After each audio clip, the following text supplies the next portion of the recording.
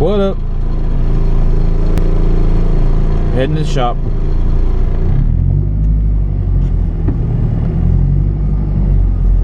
We got some stuff to do today. I got my gear oil I need to do. You notice it's not popping. The differential doesn't pop when it's cold. When the gear oil is cold. It's not until it warms up that it starts popping and everything. So wish there was a way I could keep the gear oil's consistency that thick when it's cold, because then it wouldn't pop and I would love it all the time, instead of I only love it when it's actually getting used. Look at that. No pop. Well, there was a gear change pop. But not too bad. But like I said, once it warms up, it's popping when it warms up. So, but today's Sunday. My only day off today. Yesterday I was supposed to be off, but they needed me to work, and so yesterday sucked. I got work done, but I didn't get anything done I wanted to do. I had stuff planned for this car yesterday, so I'm gonna try to do it today, but I got some other things I got to do today also, not 240 related, but hopefully I get everything knocked out. So yeah. Oh, it's an F-150. I miss my truck. Oh, I don't think I've mentioned it. My F-150, my 2011, the one I did the walk around on, is at the dealer. And it's been there for almost 2 months. See the F-150 back there? And well, what happened was, ran fine. It just had a bottom end knock. I mean, it wasn't even a knock, and it didn't do it all the time. It would just, I noticed it like when I was sitting at idle every once in a while after it warmed up. It would just a really, really light tick, like really light, and like sometimes it wouldn't do it. So my warranty was about to expire. I've had the truck for almost 5 years. I had 72,000 miles on it. It had a 5-year, 100,000 mile warranty. So I gotta stop over here at the Goodwill. I got some blankets and shit I need to drop off. Every time I change my kids' bedding out, I just get rid of their old shit, because I don't do the whole saving bedding forever. So I come over to the Goodwill and get rid of it. 1 second. It's in the trunk. Why don't you stand there and vibrate with my windshield?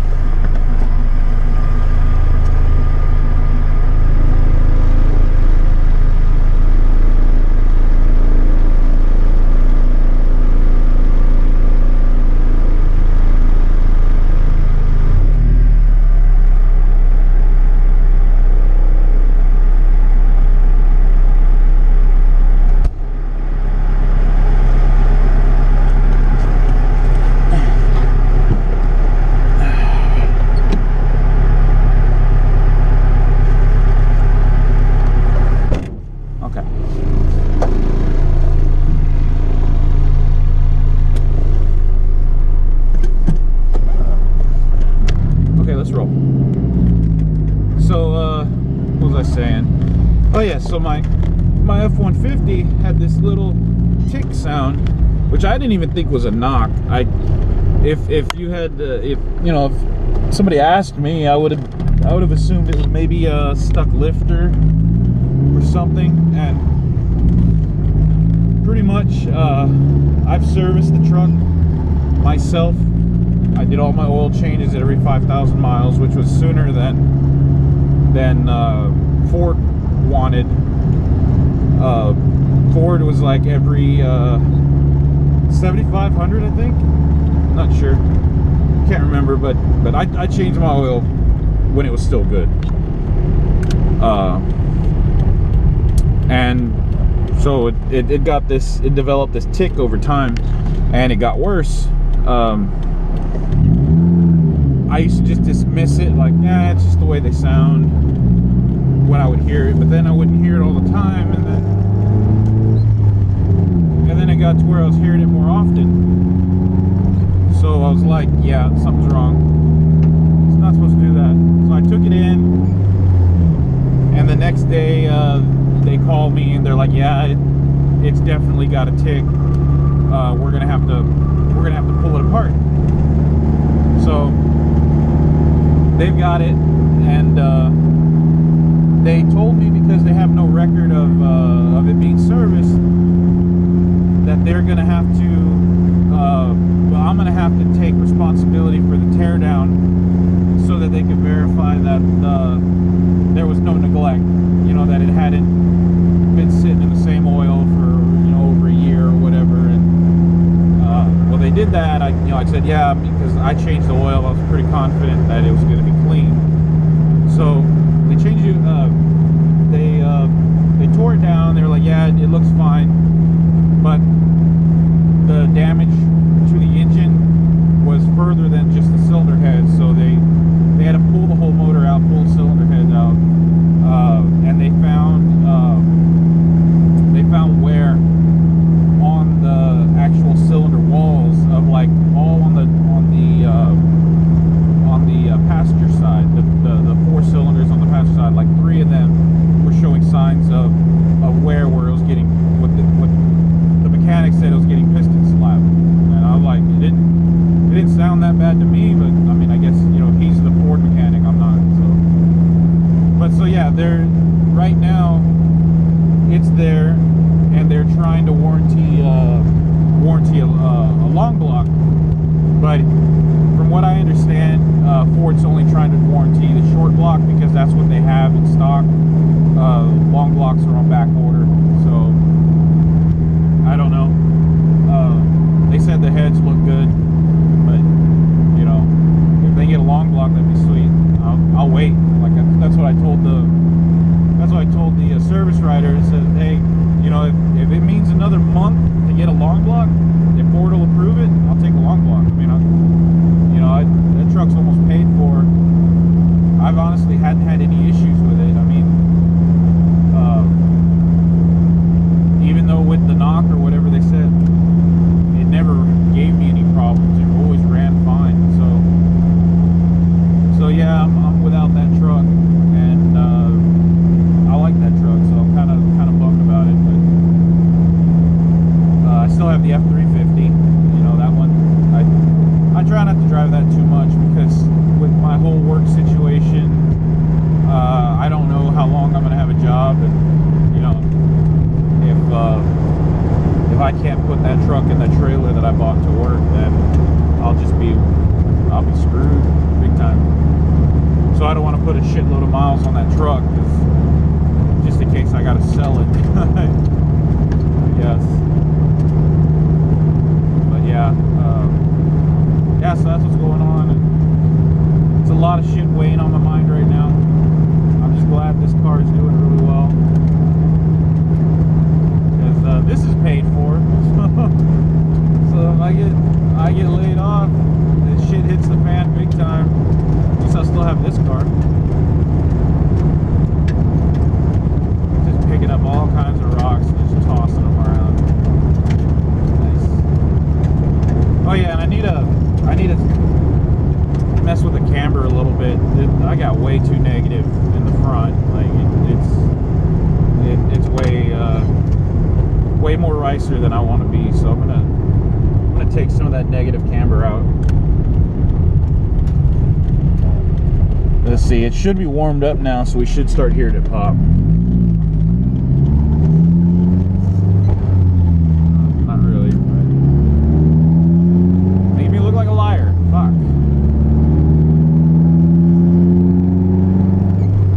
We'll get it to pop.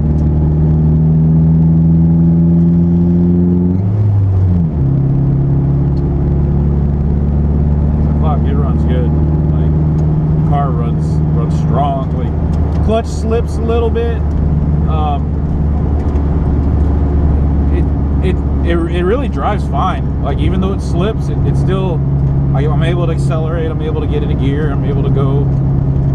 It really only slips when I try to accelerate on the highway. Like, if I'm already in 4th gear and I hammer down, and 5th gear hammer down, like, it'll start to slip. But I don't know, I mean, I could probably get a couple months out of it like this. Not going to change the clutch right away, although my clutch, my pressure plate, my bearing, my there we go. Wasn't too bad, but it's doing it. Basically, my clutch, flywheel, all that shit, bolts, everything came in yesterday. So, you know, let's take the little turns here and make this thing pop. It's kind of doing it, but it's not really doing it that bad. I don't think it's warm enough yet. See if I make a left, it'll probably do it.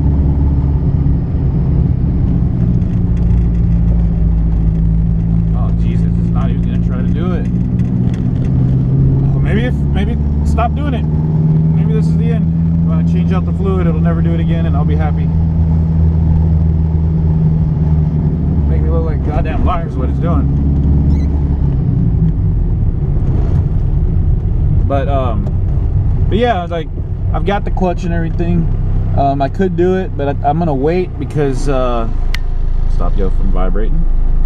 I'm gonna teach my son how to drive manual a little better, because he knows how to drive the kettle. There it is. Hear it? Yeah, it's doing it more. We're gonna change this fluid out and see if that makes it any better. I'm gonna go into this little roundabout and see if I can get it to pop a little harder.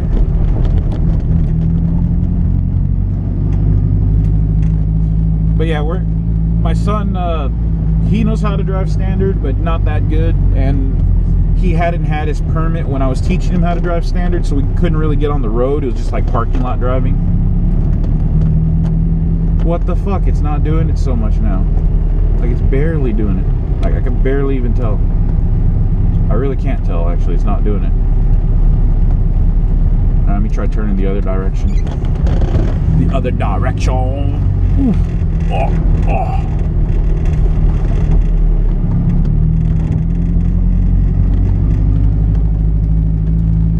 Guess it got better. I don't know.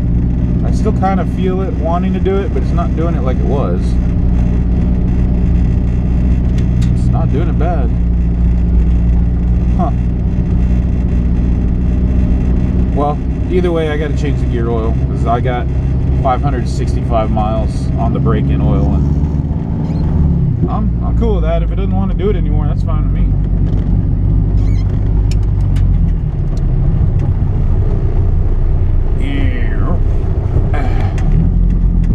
There we go. There we go. There we go. Now it's doing it. Hear that? Yeah. See, it still does it.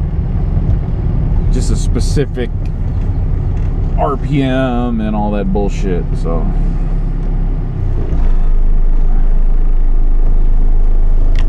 all right, let's get in the shop and get some shit done. So what's up, guys? We're back in the shop, and I got the S14 here. It's Sunday morning, 1 week after the drift event, and by the way, I just uploaded that drift event video, and 70 something views in 3 hours. I mean, I know that, you know, that's big for me. Like, I'm getting a lot of love. I really appreciate everybody, you know, all you guys that have been there from the beginning or early on. Y'all, you know, this was a big thing for the 240. Like, it did really well. I was really happy. I'm still really happy. Like, I've driven it all week, and it's just, I love it. I love this car. This is what I wanted, and I got it, and you guys get to share it with me, you know. So I remember I told you about the clutch. The clutch kind of slipped. Not a big deal. This is the clutch. We got a new one. We have it's an eBay special. This is an Exity stage 2 pressure plate, I believe. It's from Exity. Very nice. Very happy with the way it looks. It looks like a good strong clutch. Pressure plate. Sorry, not clutch, pressure plate. We got a, it's probably just an OE style throwout bearing. All metal construction, so that's awesome. We got a guide and we got a new pilot bushing. That's awesome.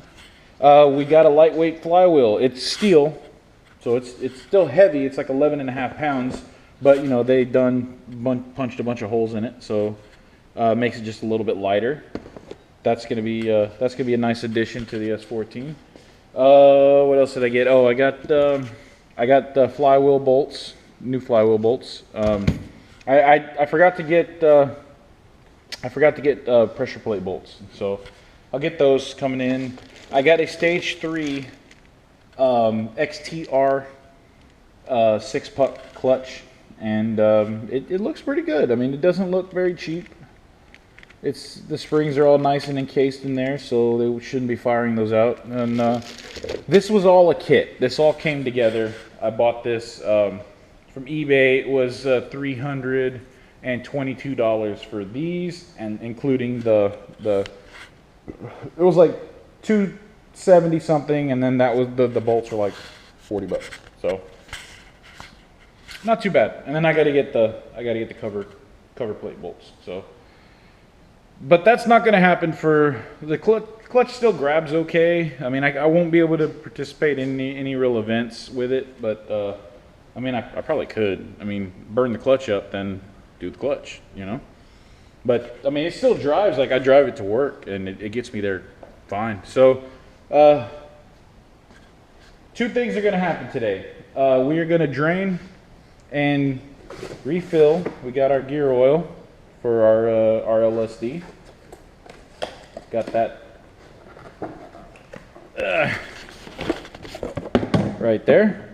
Brand new thing of the gear oil. I still have about a half a quart left over, or a quart maybe. So I'm going to use that and then top off with that, and then I should have another for another gear oil change. So we should be good there. So gear oil's got to get changed. Exhaust.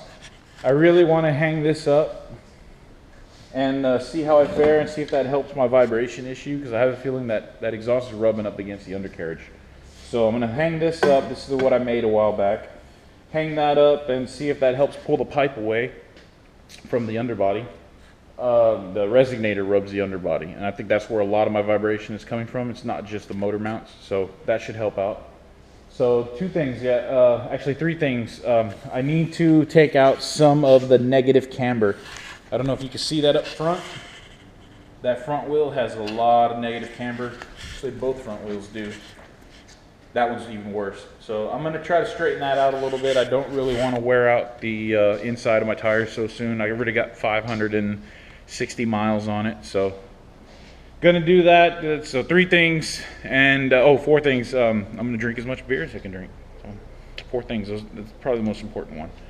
So yeah, let's get this little baby up in the air. We'll start in the back, since that's more of the shit, and the camber's going to be real quick. So let's do it.